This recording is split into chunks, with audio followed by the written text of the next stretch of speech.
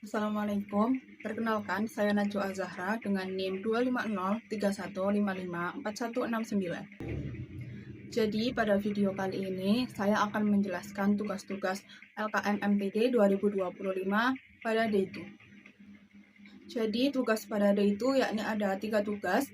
Tugas yang pertama yakni final proposal, tugas yang kedua yakni FGD pada D2, dan tugas yang terakhir yakni resume materi. Langsung saja kita masuk ke penjelasan tugas 1, yakni final proposal. Pada halaman pertama terdapat cover yang berisi nama kegiatan, lalu ada logo, lalu ada nama fakultas dan juga universitas, beserta bulan dan tahun. Pada halaman selanjutnya terdapat judul kegiatan. Di sini nama acara kita adalah Data Security and Cyber Threats in Modern AI. Lalu pada poin kedua yakni berisi tentang latar belakang. Di sini kita menjelaskan alasan atau hal yang mendorong kita untuk melakukan kegiatan tersebut. Setelah latar belakang, di sini ada tujuan kegiatan. Setelah itu ada manfaat kegiatan, lalu ada indikator keberhasilan. Jadi indikator keberhasilan ini dinilai dari apakah tujuan kita ini sudah terpenuhi atau belum. Poin selanjutnya yakni ada sasaran kegiatan. Karena acara kita ini dilaksanakan pada lingkup program studi, jadi sasarannya adalah mahasiswa atau mahasiswi program studi S1 Sains Data, FMIPA UNESA. Selanjutnya ada waktu dan tempat pelaksanaan, lalu ada susunan kepanitiaan. Jadi di dalam susunan kepanitiaan yang paling penting ini ada pelindung, atas sendiri ini adalah wakil dekan 1 FMIPA UNESA. Lalu ada di bawahnya pelindung ada pendamping. Ini berisikan dosen pendamping mahasiswa. Lalu di bawahnya ada penanggung jawab yang dimana ini adalah ketua himpunan sains data. Setelah itu baru ada ketua pelaksana, wakil ketua pelaksana, sekretaris, bendahara, serta berisikan divisi-divisi. Nah, di dalamnya di sini ada rancangan anggaran dana. Untuk pengeluaran di sini kita bagi di setiap divisinya memerlukan apa saja. Setelah itu poin selanjutnya ada susunan acara. Lalu yang terakhir adalah penutup. Tugas yang kedua yakni FGD pada materi pengendalian konflik. Jadi ini adalah studi kasus kelompok kami. Di mana di studi kasus kali ini kita diberi 5 pertanyaan. Pertanyaan yang pertama yakni apa penyebab utama konflik dalam divisi ini? Jadi bisa kita lihat kesalahan koor divisi perlengkapan yang tidak bertanggung jawab atas tugasnya yang menyebabkan miskomunikasi. Yang kedua yakni bagaimana cara seorang koor bisa menunjukkan kepemimpinan yang efektif tanpa harus mengerjakan semua hal sendiri. Koor bisa berkomunikasi kepada anggotanya mengenai pembagian tugas dan tanggung jawab setiap orang. Lalu pertanyaan yang ketiga, jika kamu menjadi anggota divisi tersebut, apa langkah yang bisa kamu ambil? Pertama, kita perlu menegurnya. Jika memang sudah ditegur, tapi tetap melakukan kesalahan yang sama, maka anggota bisa melapor ke BPH, dan BPH bisa menyampaikannya ke ketua pelaksana.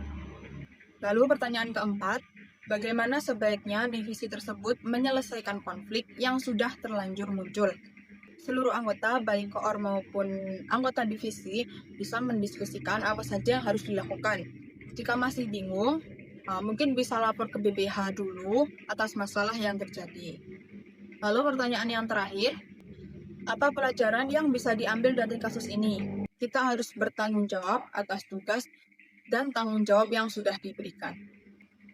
Lalu FGD pada materi selanjutnya yakni pengambilan keputusan. Berikut adalah studi kasus kelompok kami. Di sini kita hanya diberi satu pertanyaan, yakni keputusan apa yang sebaiknya diambil Alia, serta jelaskan alasannya. Keputusan yang sebaiknya diambil oleh Alia adalah tetap mengambil keduanya, karena keduanya sama-sama penting. Menjadi ketua pelaksana sudah pilihannya, dan magang adalah impiannya. Salah satu cara adalah dengan manajemen waktu, yang dimana pagi hingga sore di tempat magang, lalu setelah magang langsung ke tempat pengabdian masyarakat untuk menjalankan tugasnya sebagai ketua pelaksana. Lalu tugas selanjutnya adalah resume materi D2. Materi pertama yakni pengendalian motivasi. Jadi, pengendalian motivasi adalah proses yang dilakukan organisasi untuk memahami, mengarahkan, dan mempertahankan dorongan internal maupun eksternal individu agar mereka tetap bersemangat, produktif, dan mampu mencapai kinerja yang diharapkan. Lalu, di sini juga dijelaskan hakikat motivasi. Hakikat motivasinya adalah keadaan dasar atau sebenarnya yang dapat memberikan sebuah dorongan berupa kekuatan untuk bertindak. Lalu dijelaskan juga macam-macam motivasi. Ada jenis-jenis konflik juga serta penyelesaian konflik. Untuk penyelesaian konflik, di sini ada beberapa cara yang telah dijelaskan, yakni ada menghindari, mendominasi, menampung, menuntaskan masalah dengan serta berkompromi.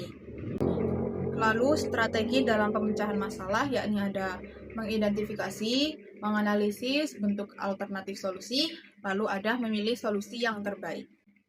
Lalu pada materi kedua yakni ada pengembangan program kerja. Ini dijelaskan apa saja isi-isi proposal. Jadi yang pertama yakni berisikan cover. Cover ini meliputi judul proposal, lalu ada instansi, nama ketua pelaksana serta instansi yang menaungi. Setelah cover ada isi di sini isi ini meliputi judul kegiatan, latar belakang, tujuan kegiatan, manfaat kegiatan, indikator keberhasilan, sasaran kegiatan, waktu dan tempat pelaksanaan, lalu ada susunan kepanitiaan, rancangan anggaran dana, susunan acara, serta yang terakhir yakni penutup.